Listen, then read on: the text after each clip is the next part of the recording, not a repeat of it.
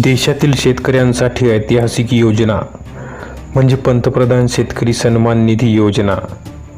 शेतकऱ्यांना वर्षाला 6,000 रुपये देणाऱ्या या योजनेची घोषणा केंद्र सरकारने आपल्या शेवटच्या अर्थसंकल्पात केली।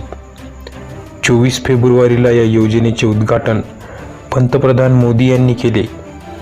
पात्र शेतकऱ्यांच्या खात्यात पैसे जमा करण्यासाठी लोकसभा आचारसंहितेचीही अडचण येणार नसल्याचे जाहीर केले। पात्र असलेल्या शेतकऱ्यांची यादी शासनाच्या NIC या संकेतस्थळावर अपलोड करण्यात आली। पण प्रत्येक जिल्ह्यातील काही निवडक शेतकऱ्यांच्या खात्यावरच या योजनेची रक्कम जमा झाली। आत्तापर्यंत किती शेतकऱ्यांच्या खात्यावर या योजनेचे पैसे जमा झाले याची माहिती खुद्द प्रशासनालाच नसल्याची बातमी आता समोर येत आहे।